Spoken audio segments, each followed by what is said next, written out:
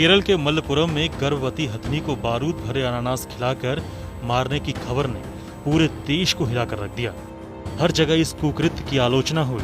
जहां एक और किसी ने एक हथनी को बारूद भरा अनानास खिलाकर मार दिया, वहीं बिहार में एक शख्स ने अपनी पूरी संपत्ति 2 हाथियों के नाम कर दी। जिन 2 हाथियों के नाम प्रॉपर्टी की गई है, उनका नाम मोती और रानी है, और जिस शख्स ने अपनी पूरी जायदाद को इन 2 हाथियों के नाम लिखा है, उसका नाम अख्तर इमाम है। अब परिवार वाले उसके दुश्मन बन गए हैं। अख्तर इमाम ऐरावत संस्था के मुख्य प्रबंधक भी हैं। उनका पूरा जीवन हाथियों के लिए समर्पित है। उनको हाथियों से इतना प्यार क्यों है, इसके पीछे भी एक बड़ी दिलचस्प कहानी है। अख्तर इमाम बताते हैं कि एक बार उन पर जानलेवा हमला हुआ था। उसी दौरान मेरे हाथी ने मुझे बचा लिया था। धमकी क्या एक बार है जो हम पर वार किया गया, गोली चलाया गया है, उसका रिपोर्ट भी है, उसका FIR भी है।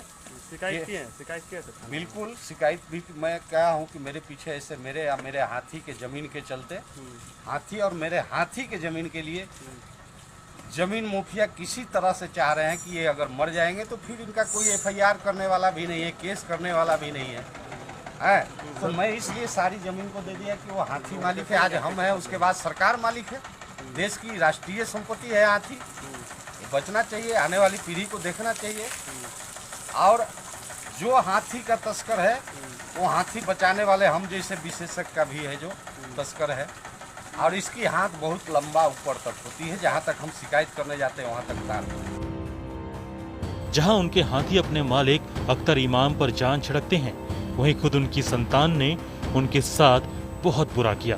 उनके बेटे ने अपनी प्रेमिका के दुष्कर्म का झूठा आरोप लगाकर उन्हें जेल भी भिजवा दिया था, मगर जांच में ये बात गलत पाई गई। अख्तर 12 साल की उम्र से ही हाथियों की सेवा कर रहे हैं। पारिवारिक विवाद होने की वजह से आज से 10 साल पहले उनकी पत्नी, 2 बेटे और बेटी के साथ घर से मायके चली गई थी। उन्होंने गलत व्यवहार के कारण अपने बड़े बेटे मेराज को संपत्ति से वंचित कर दिया है। पत्नी के नाम आधी जायदाद कर दी है और अपने हिस्से की लगभग 5 करोड़ रुपए की जायदाद को दोनों हाथियों के नाम कर दिया।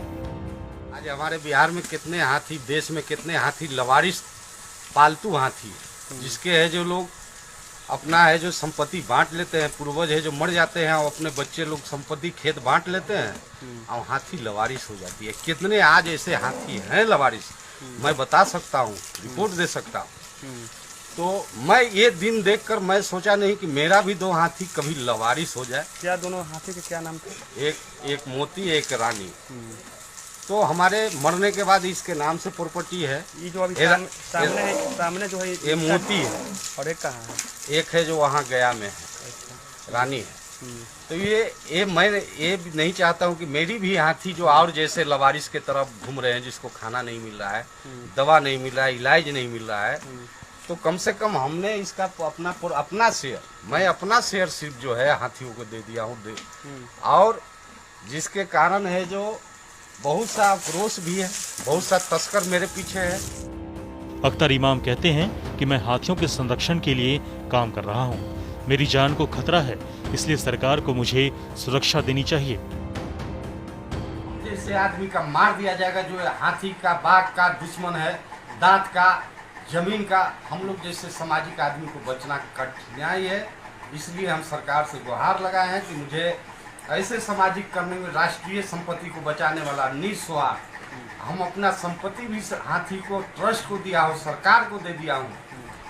ऐसे आदमी को सुरक्षा जरूर मिलना चाहिए, बचाना चाहिए, तभी ये बेजुबान जानवर, ये हाथी है जो पूजनीय है, बच पाएंगे। नहीं तो आने वाली पीढ़ी को दर्शन के लिए भी नहीं रहेंगे। हाथी और गाय को बारूद खिलाकर मार देने वाले लोगों को अख्तर इमाम से सीख लेनी चाहिए।